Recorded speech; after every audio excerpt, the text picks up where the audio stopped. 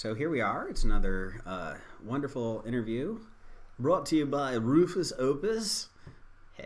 And tonight I get to have a conversation with Michael Stenwick, one of my very favorite local magicians and fellow bloggers in the blogosphere, who has continually brought to my attention some really amazing things about the occult world as it manifests around the world, including Tanzanians who are lopping off penises of albinos, and the goat that stole a car. You saw that one, right? Yes, the goat that stole the car.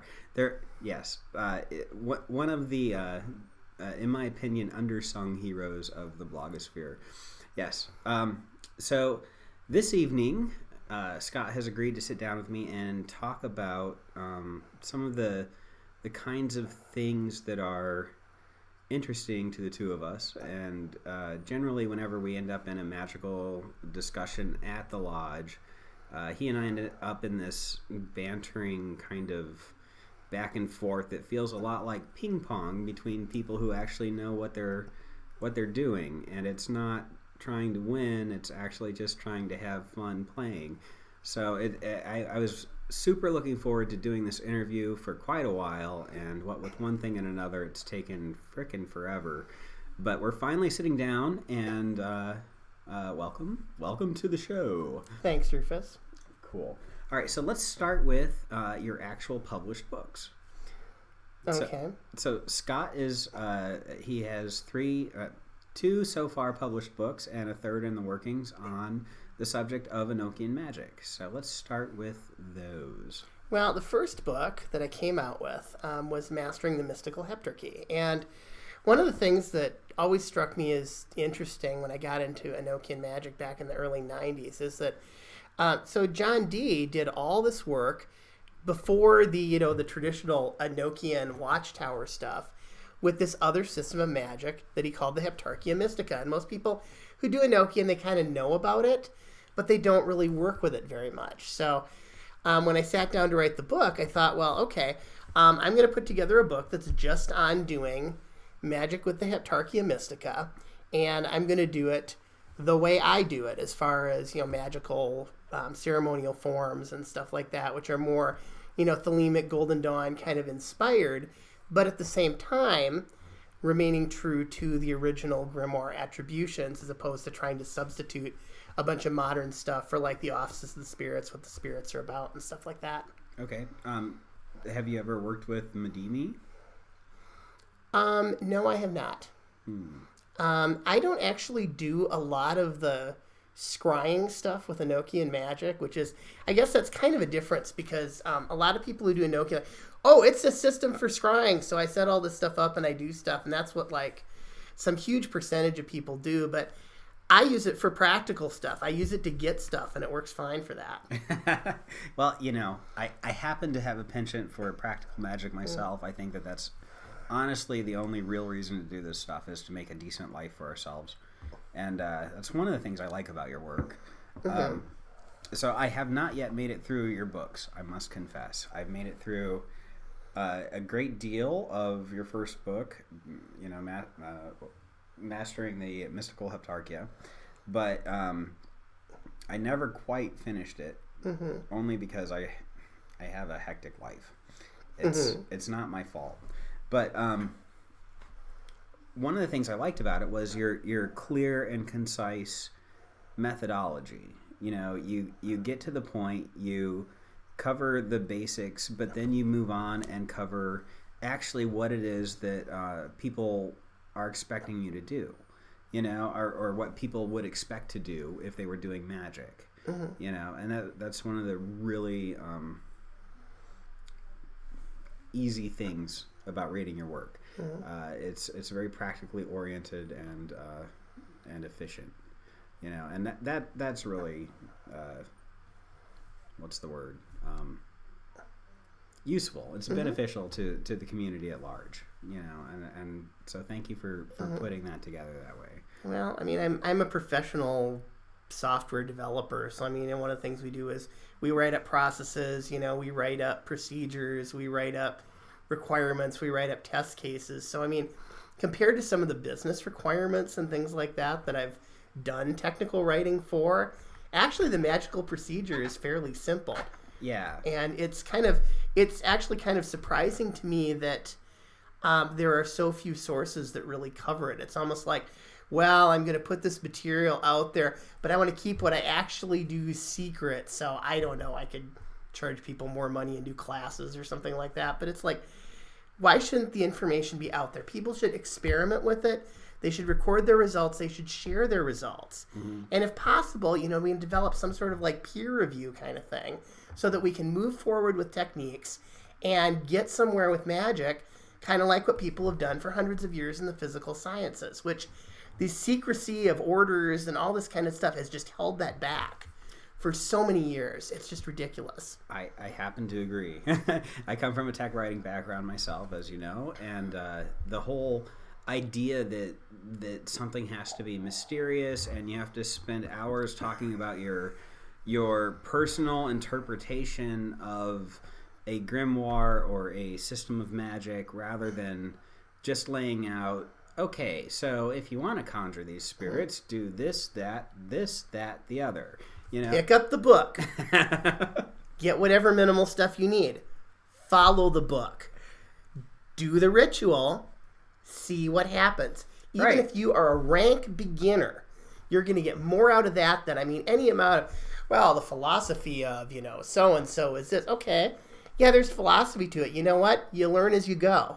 Well, yeah, and you develop your own philosophy. Mm-hmm. You're not supposed to sit there and try to adapt and adopt this philosophy from these people that lived in 1904. Crowley wanted everyone to cut their own way through the jungle. And I figure, yes, drop you in the pool and see what happens. And what usually happens is people have a good time, and that's, or a bad time, and then they learn from it. So, it's the same thing. Let me just say this, too, about Enochian magic. The alleged dangers of Enochian magic, it has this, big, scary reputation, are massively overstated. There are a handful of people who have sometimes had issues with the system. Mm-hmm. Here's a hint.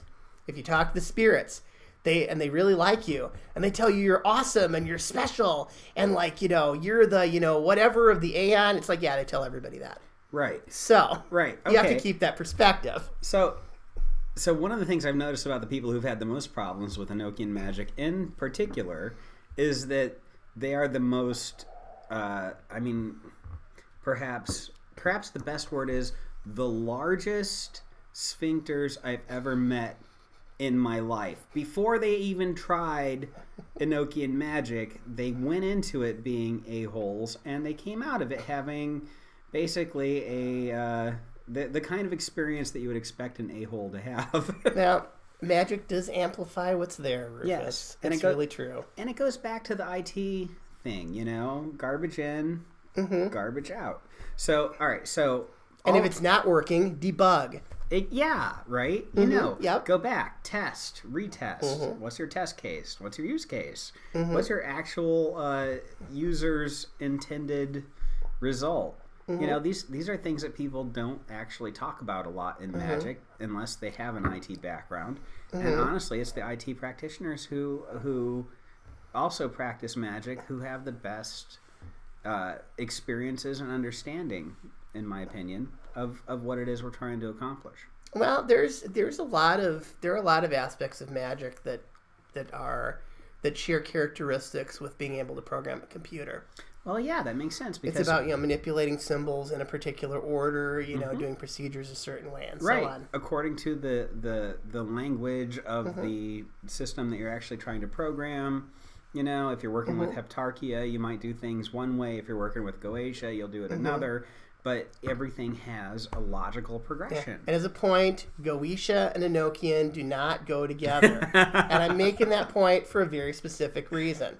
Some people believe it because in around 1700, there was a book published called The Treatise on Angel Magic. And it was attributed to a Dr. Rudd, the guy who edited it, and some people believe wrote it, was a guy named Peter Smart. And so Merritt Casaubon, who published The True and Faithful Relation, he put out the first version of the D Diaries in 1659. So in the ensuing 40 years, Rudd or Smart or whoever it is. And, honestly, the Treatise on Angel Magic almost looks like some sort of a magical working group put together based on how the pieces are together and stuff like that. But one of the things it looked like they were trying to do is they were trying to glom together angelic and demonic magic into one system. Great. And what could go wrong? Which, okay, by the way, is also what gave us the Lemegeton in the mid-1600s, where you've got, like the associated with the Shem angels and the demons and stuff like that. So It seems like that latter half of the 17th century, a lot of that was going on. And the result was, in the Treatise on Angel Magic, you have a version of the Enochian equipment that has the ensigns of creation, which are your planetary talismans that you use. And they have, the regular names on them, but they also have all these goetic demon names on them. And that survived into modern magic. In fact, when Lon Duquette in the early 90s came out with the Enochian World of Aleister Crowley book, which is basically a commented version of Crowley's Liber Hanok, he included, these shots with the goetic demons in them on the ensigns of creation. And so, early 90s, you're also talking that's coming out around the time, you get Liber Chaos and stuff like that. And a lot of people were like, oh, so the Goetics and the Enochians go together. No, they actually don't. Yeah. And, Lon later put out, Enochian Vision Magic, which, doesn't go into that at all. Actually, Enochian Vision Magic is a really excellent book. That's actually the one I've actually done work from. And I can't recommend it enough or whatever, but... It really is nice. If you're going to work with Crowley's Enochian system, as opposed, I work a lot more with the original Grimoire attributions, but if you're going to work with Crowley's system, it's really you can't beat Lon's book. Yeah, basically everybody loves Lon Milo Duquette because he's awesome and everybody loves him. And for good reason. He's also been doing this stuff forever. He's had this Monday Night Magic class that's been running for 30 some years. Really? Yeah, and they do Enochian. So he's got 30 years of experience of doing Enochian work every week. So the dude totally knows his stuff. Yeah. Yeah. Yeah, when he came out at Leaping Laughter, it was a really good time when he had all those stories to tell. But in my opinion, his Enochian Vision Magic book is very much a kindergartner's approach to Enochian.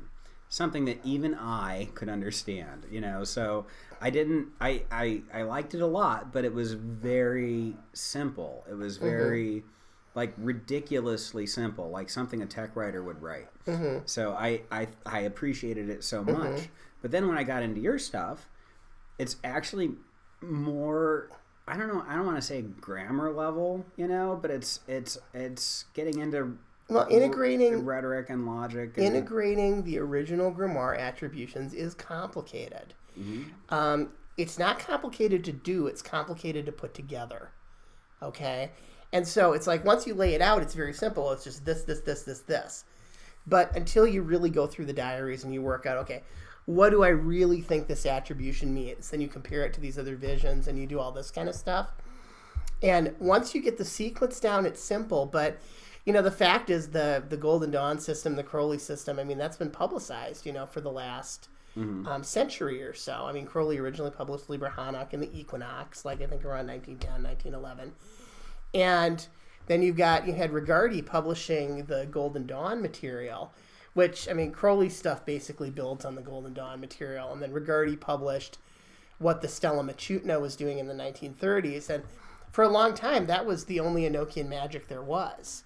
And then Jeffrey James came out with the Enochian Evocation of John Dee in 1983, and that was really the first thing to talk about the original diaries, but mostly he just included the primary sources and just had a section in the back with some suggestions for how to do it procedurally. So what differentiates your work from a lot of the other, I would hesitate to call them scholars in our modern world, because they include people like our friend Aaron Leach, God bless his soul. Well, so bringing up Aaron Leach, I am going to mention, one thing about that, and actually leads right into the question, which is, Aaron Leach and I got into an argument at one point. Actually more of a discussion online. And he was saying, that he considers my work what he calls Neo-Enochian, because I have places where you can put things like pentagram rituals and hexagram rituals and stuff like that into the sequence. But in his Essential Enochian Grimoire, he says that, well, Neo-Enochian is the system developed by the Golden Dawn. And so it's really not correct, I think, to call my stuff Neo-Enochian. It's not he says the other guy, well, is D-Purist, which is like only from the diaries, and it's totally Grimoire style, which I don't do either. Right. And for the audience at home, you couldn't see it, but I was making the universal sign for a male person masturbating. It involves the fist going up and down. I do that often when I think about things that Aaron Lee tries, but that's just because of... So one of the things that I commented in one of my articles about Enochian magic, and that was a transcript of a presentation I gave, is that, well, maybe there should be a third category that you'd maybe call Meso-Enochian or something like that. Because I think that is probably a more precise description of my work. So you'll get into my book, and you'll see there's a template here. It has all the prayers, all the grimoire-style stuff you do, but it also has spots. Well, you can put the lesser ritual, the pentagram here. You can put the lesser ritual, the hexagram here. I also have stuff like custom pentagram and hexagram rituals that I personally have written that I've used with my Enochian work that uses explicitly Enochian symbolism. I'm not really a fan of the Golden Dawn method of combining like the Hebrew god names and the Enochian rich names together like they do in like the Supreme Pentagram and stuff like that. And so, because I think you should kind of go with one or the other. I do use greater hexagrams. I do talk about the greater hexagram using the Kabbalistic god names in the context of the Heptarchia. But, I mean, those god names are not used into the conjuration. And in fact, if you're the kind of person who gets really into devotional space, you really just like doing the prayers, you could take that template and read it just straight through, omit all the forms, and you basically get a de-purist kind of thing. The thing that I do that Aaron doesn't do is I say, well, here's the de-purist thing. Now, if you want to use this with modern techniques, here's where you insert the modern techniques. Right. And I've found that doing that makes it more effective. So is it fair to say that your system is not de-purist and not Golden Dawn, but actually something that a living modern magician has used to effectiveness in their life that actually frickin' works? I mean, yeah. So that's what I like about reading your work, honestly. You can read through it and you can tell that your opinions on things are not based on things you've read or things you've spent a lot of time thinking about while you were alone in your room. You know, it's actually based on getting in the ring and doing the magic. Yeah, you know? And I'm not making arguments like, well, you see, the point of Enochian magic was the spirits were trying to bring on the Millerite version of the apocalypse, which originates from the early 1800s, which is what Donald Tyson does in Enochian magic for beginners and more thoroughly in Tetragrammaton. All right, so But anyway. I have a list of issues with Donald Tyson, and they begin on his commentary in 3 books of occult philosophy, where it regards... Oh, really? So now, that's interesting. I've always heard that most people like his version of the 3 books of occult philosophy. I even discussed it with people from the Association for the Study of Esotericism, and they thought it was good, but... All right, so his translation is excellent. His commentary is mostly excellent. But his approach to the planetary tables basically shortchanges what Agrippa did. People say Agrippa never did magic and never actually created a system of magic. But when you look at the planetary tables where they talk about the intelligences and the spirits, it is actually... That's effectively its own grimoire. I put up that planetary magic post on my blog that covers that. Yeah, it is effectively its own grimoire, and it's Agrippa's personal contribution. You don't see anything about that before it. You don't see anybody trying to present that theory before that. And it's mathematically concise and consistent and correct and you can draw a sigil in a way that relates it back to the mathematical relationship of the sphere that the spirit is associated with. It's like mini Enochia. It's like smaller, easier Enochia. Well, yeah, and I mean, actually, the series I've been putting up on my blog, it's a series with the Elemental Kings using the Agrippa transcription method. I went through the planets. Next week, next Monday, I'm going to be posting the transcript. I'm doing it of my introduction to Enochian magic talk that I'm doing here at the lodge on Saturday. And the week after that, I'm starting in on the Zodiac, which again is using the Camillas, and it's the Agrippa method again. Yeah. Hey, I gotta like fan out for a minute, fanboy out for a second. You know, your presentation on the astrological angels and how to work with them. One of the very best things I've ever been a part of. I was really happy to be there, and your simple and direct approach to it was super great. Yeah, I got an article on that on the blog. I also have an article in Liber Spiritum, which is a new limited edition book that's out from Azoth Press, called Evoking Zodiacal Angels, that goes through the method in print. It was really well done, and it's all right. And all right. So for me, it was more, I thought it was super well done because I actually get to be there when you do the conjurations where you work with these angels. You know, I mean, you incorporate it into every equinox and every solstice. You know, it's not. It's there every night when we do the office of the readings. Yeah. It's a super beautiful thing, and you can feel it when you're participating in it. All right. So I wanted to talk more about your Enochian stuff. Okay. But I want to shift gears for just a second. Okay. So one of the things that you do and you have done over the years is you've developed group workings. And actually, the zodiacal working came out of that. It's like myself and the other members of my group, especially Michelle, we sat down and we worked out all this stuff we call it, she called it the Via Solis is the name of the series. And we went through this whole series of zodiacal workings. We spent a whole year doing it. And we looked at, evoking these different angels and stuff like that.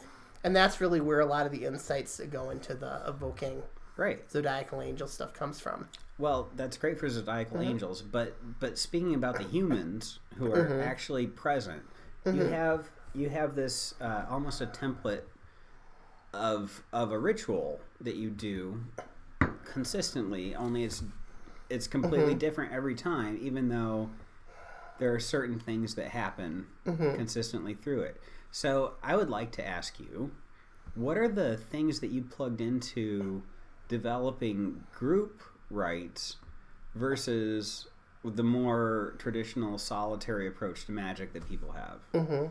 Well, one thing I would say is that, Michelle, who I mentioned, who's another member of my group, she is actually the real whiz at putting together a lot of the different group things that we did. I'm not surprised. She's also a Taurus. She has the same birthday as me. I'm not shocked to find out that she is the inspiration for all of his greatness. No, I'm just kidding. But no. So basically, we adapted these techniques, for a number of years from a number of different sources. We tested various things out. The elixir style ritual that we do, there's kind of a proto version of that in Denning and Phillips' Planetary Magic, if you've read that. I have, yes. And so, like the thing, where you're circling around, doing the circumambulation, visualizing the light and stuff like that, and then we combined that with some of the work that we did from Tibetan Vajrayana, where you will visualize, for example, the Holy Guardian Angel hovering over the chalice, and you do this kind of energy exchange while you vibrate, then the energy drops into the chalice, and then everyone partakes of the Eucharist and stuff like that. And honestly, the words do not do the ritual justice that he just used. It's amazing. You watch this happen in real life, and it's beautiful. You actually see the transformation between you and your ritual partner, and the transformation is also felt in your own, I want to say, field. Yeah, maybe? But the really, really big realization piece that I think people need to understand about magic. So people get into this duality of left-hand path and right-hand path and stuff like that. And it's no hands. It's like so. And actually, I'm going to go back to a little bit of a Star Wars anecdote because it actually made it into the Star Wars canon. So you have a conversation at one point between about the Jedi, and the idea was that, well, the Jedi think only of others, the Sith think only of themselves. Okay? Right. And that's a broken duality. Right, and Okay. especially if you read the extended universe where... Oh, wait, I mean... The key to really doing magic successfully is this. You do magic for the benefit of all. Buddhists say sentient. I like to say sapient. People confuse those a lot. For the benefit of all sapient beings, including yourself. And that is the metric that you need to use. It transcends this self and other kind of duality. And what you're doing is you are viewing yourself as yet another person among persons. Mm-hmm. But it is completely reasonable to do magic to help any of these persons. So it's completely reasonable to do magic for your own self-interest and for your own benefit, so long as in the process you are not damaging or injuring others. And that's the key realization to understand.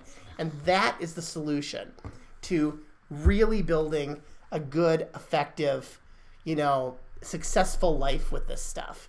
Because if you go, I shouldn't do magic for myself. Yes, you should. You should do magic for yourself, but not in a way that harms others. And that's the key. So it goes back to just don't be a dick. Don't be a dick is actually kind of the basic rule of the universe. It kind of works. It really is. I mean, honestly, don't be a dick about it. And I mean, it also includes kind of the transcendental idea of being able to look at yourself objectively. So it's like, so from the position of, you could call it the witness. That's Ken Wilber's term if you want to use that. But I mean, your manifestation of consciousness is apprehending you, which is the physical body that is most closely related to it, but also, every other person that surrounds you. Right. And the other key piece is this, which is that you need to practice and you need to create conditions suitable for practice. And that's what the deal is with doing the material stuff to set up your life so you're successful the way you want to be successful. And bring benefits into your life that in the end is going to support you, and it's going to support you going further with the work. Right, and you have to have that basic gumption to go out and follow through on your magic. I did this magic to get an awesome job. Yeah. Now I'm going to go get a freaking awesome job. Yeah, magic creates a probability shift of a certain degree relative to your ability to influence the material world. The key to doing mundane actions is the mundane actions you take brings the probability that needs to be overcome into the range that the spell can influence. So the two work together. All right. I agree 100%. I say it in a lot fewer words. Mm-hmm. All right. I don't understand exactly everything you just said. I'll be honest. I have this thing about statistics. I think that if people don't understand statistics, they don't understand life. And here's why. Okay, here's an example. Okay, people don't understand that over the course of the last 10 years, falling vending machines have killed more people than terrorists. Nobody understands that. They're afraid of terrorists, but they're not afraid of vending machines. Likewise, toddlers have shot more people over the last 10 years than were killed by terrorists. There's no war on toddlers now, is there? Well, there maybe should be, But this being my point, it's like if you let your emotional reaction to an event overcome your ability to analyze the real probabilities you're dealing with objectively, then it's difficult for you to test the validity of your magic. Okay. All right, so I understand what you're saying there. But I would say that magic creates an opportunity that you can take advantage of if you're paying attention, or you can miss. Well, sure, that's a simple way of saying it, but it's not as precise. Well, I'm not as precise as you. Well, I mean... that's actually a given. the point being, I am working on trying to get magic down to the point where you can do comparisons between tensors that relate to quantum information fields and then collapse probabilities that way, and then get an actual measure based on a large sample size of events with known probability to determine how strong of a shift a magical operation can actually produce. But that's kind of technical. My degree is in experimental psychology, so I do stuff like that. Yeah, that's going to be like a huge funding grant that is not going to get awarded in the next 4 years at least. It's a huge funding grant that nobody is ever going to award. And the reason is because academia is massively prejudiced against anything that looks like the paranormal. Well, of course, and rightfully so, because most of the stuff that looks like the paranormal has been... Well, maybe so, but here's the thing. The anecdotal reports on it keep coming. And one of the interesting things about...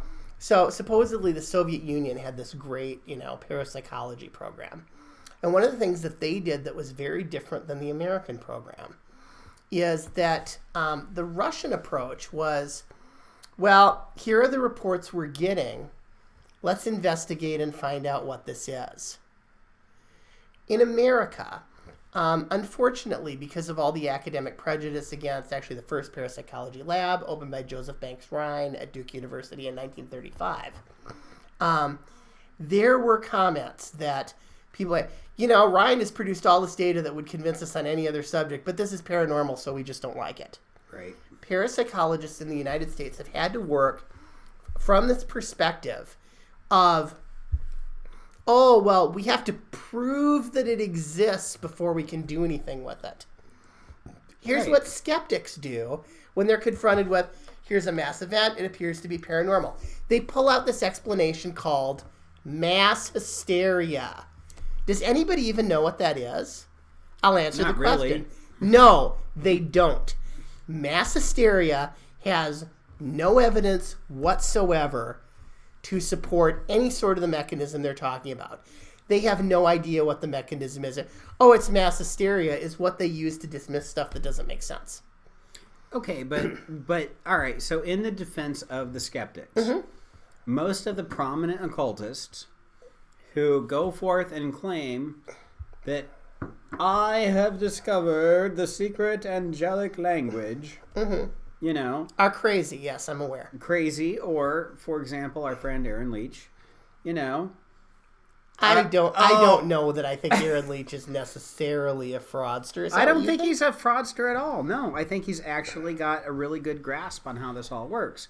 But at the same time, he is not a multimillionaire. He is not a successful person. He's written a series of blog posts recently about how, I do all this magic and I am an effective magician, but I don't have to have money. It's okay. And that's stupid. Okay, you know what? Here's the thing. All right, if I were doing this and I didn't have a lot of money, I would be very worried, and this is why. I basically have every privilege there is. Okay. I am white, I am male, I come from a well-off family. I went to Breck School with like the millionaires of Minnesota. Right. Okay, if I were not a super successful professional, I would be concerned. And here's why I would be concerned. If you are a white male with class privilege and, so you have these opportunities that other people don't, okay? You are playing the game of life on the easiest setting. Right. And if you play the game of life on the easiest setting and still lose, you know what I think? I think you're a loser. I think you have said an accurate thing there. Now, this is not specifically about Aaron Leach. And as far as Aaron, let me say, I don't actually know what his background is. Okay. Right. My father was a doctor. I went to an elite private school. I went to a good college. And all of those things cost money. And if he comes from a poorer background, he would not have been able to do that. I do think that if magic doesn't make your life better, you're doing something wrong. Right. It doesn't necessarily have to make you a multimillionaire. Those opportunities aren't open to everybody just because of their situation, of their birth, and various other things. But I do think that if it's not making your life better, you either need to stop doing it or you need to do it differently. Right, I agree.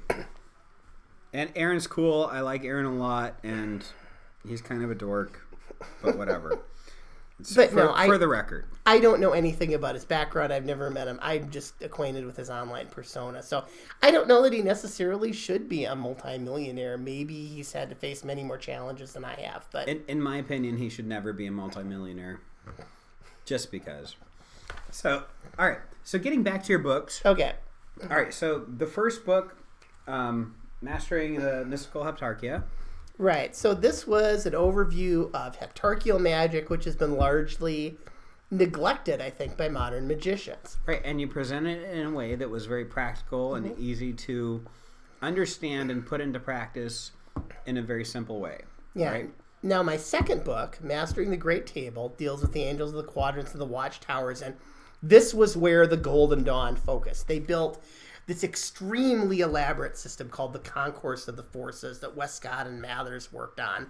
And it related all the squares of the Great Table back to elements and planets and zodiacal stuff and all this stuff that is not anywhere in the D diaries. They had pyramids too, I heard. Yep, the truncated. So you draw the truncated pyramid, and then what you do is on the sides of the truncated pyramid, you map the elemental and the zodiacal and the planetary attributions and so on.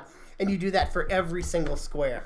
All right, but everybody does not necessarily have that much time to spend on this. So is your approach... Well, that's true, and it's radically different from what's in the diaries. In the diaries, you know, Dee lays out, these angels do this, these angels do this, these angels do this. And let me tell you this, I have heard, I'm going to say this is unverified, I have heard, that Israel Regardie, when he published the Golden Dawn material, there actually was a piece in the material he had, this thing called Liber H, okay? And what it was all of those conjurations and those subquadrant attributions. And Regardie didn't publish it because, well, this has more in common with the old system of magic. Mm-hmm. Leon. And so he didn't put it in his book at all. Wow. But the conjurations in Liber H, they're the things Jeffrey James published in 1983. They're the conjurations that, you know, Donald Tyson talked about in Enochian Magic for Beginners. They are similar to what shows up in Rankin and Skinner's Planetary Angel Magic, or Practical Angel Magic. Although the ones in Rankin and Skinner, I am convinced were probably written by Elias Ashmole and not by Dee. And the reason is this.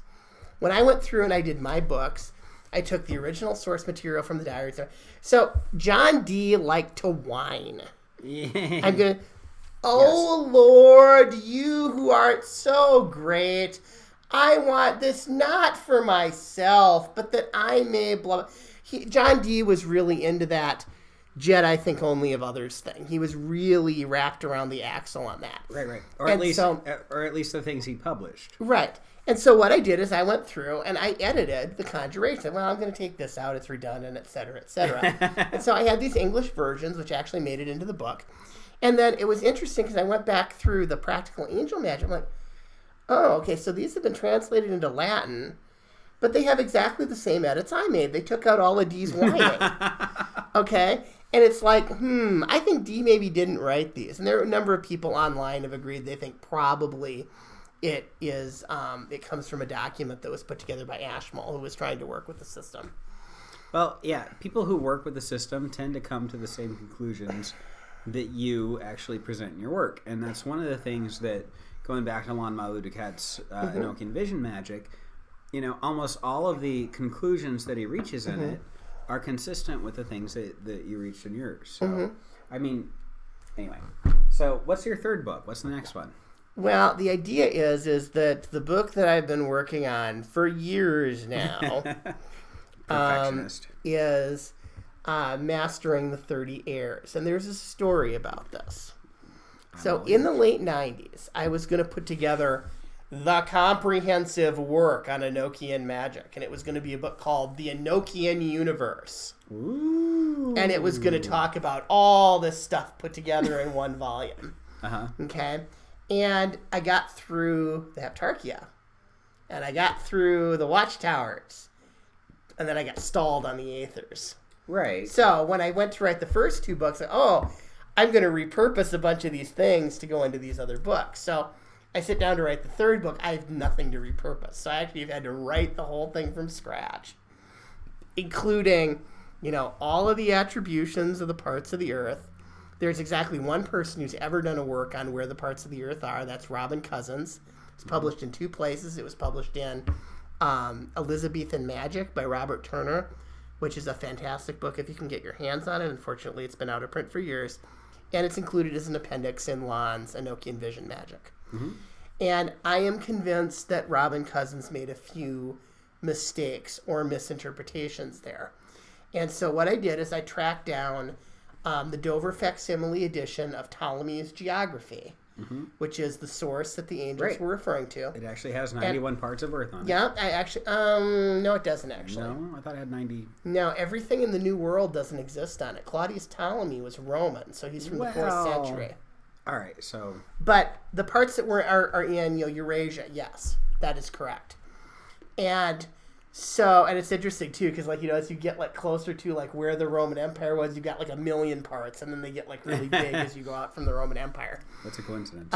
But it's interesting. So, for example, one of the things that Cousins talks about is that there's this distinction between Marmarica, which is a region of North Africa, and Egyptus, which is Egypt.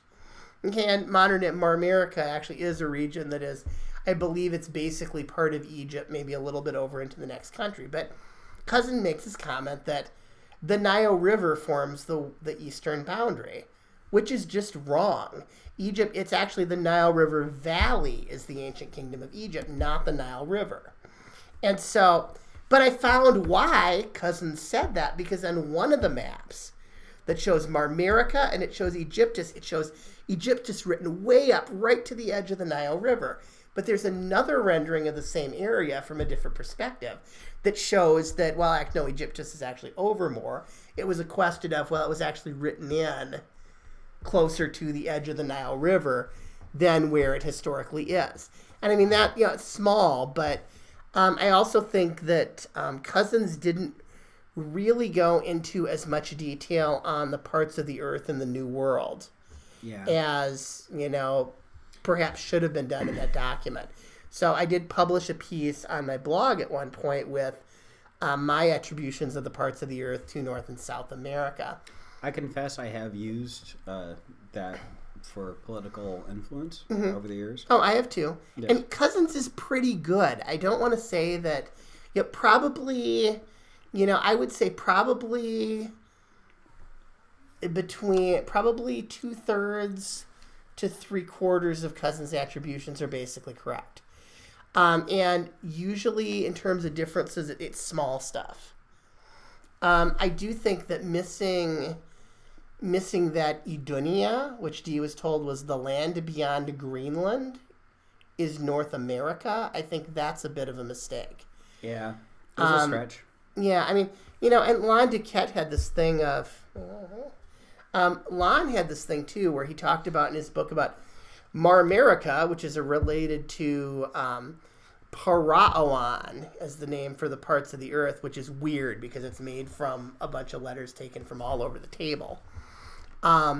Is that, see, it kind of sounds like America, so maybe, no, that's wrong. Yeah. Marmarica was a region of North Africa long before Amerigo Vespucci ever set foot on the New World. It doesn't have anything to do with it.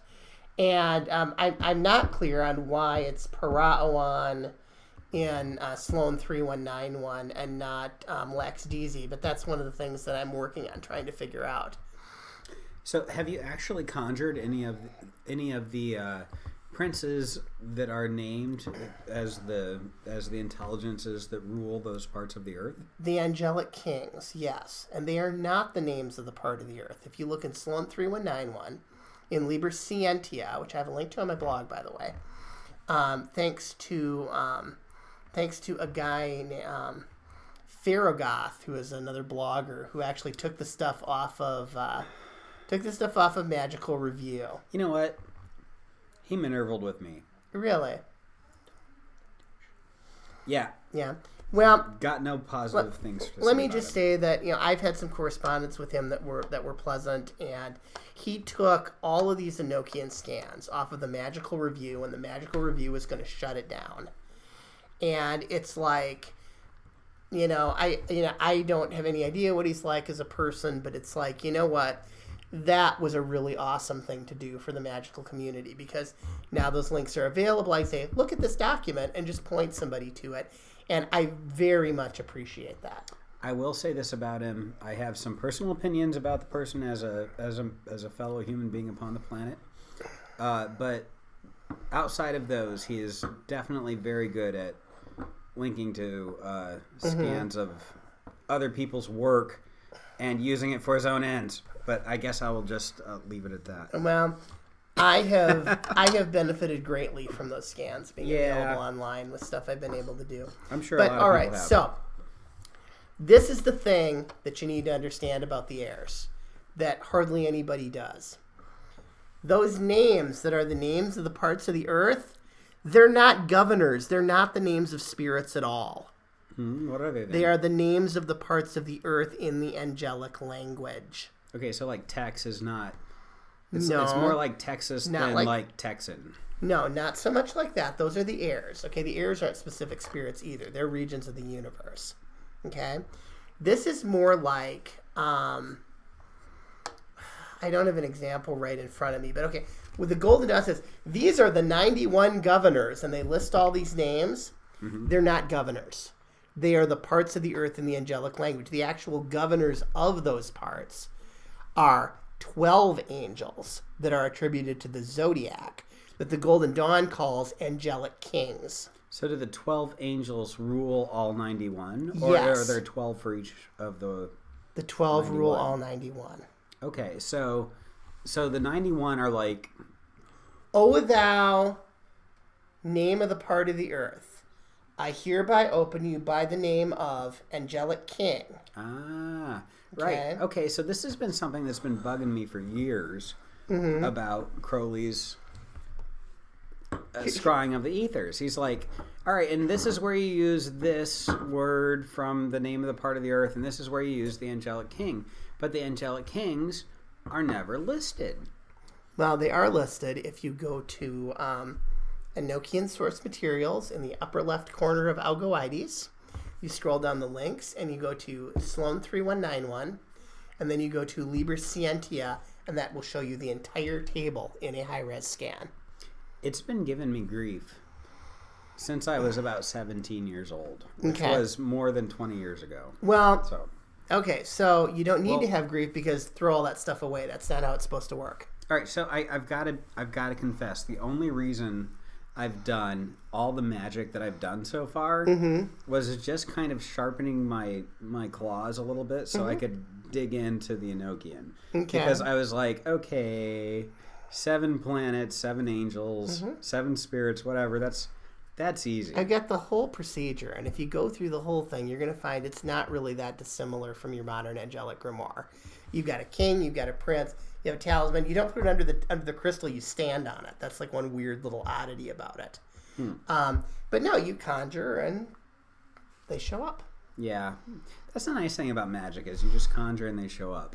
Yeah. And then you move on with your life. Yeah, I mean, you don't need to do pentagrams and hexagrams and stuff. The reason I do that stuff is I find that using those rituals makes it so that when I call on those angels to do some kind of practical thing, the probability shift they can get is greater. And I was able to measure that because I worked out the statistics like I was talking about earlier.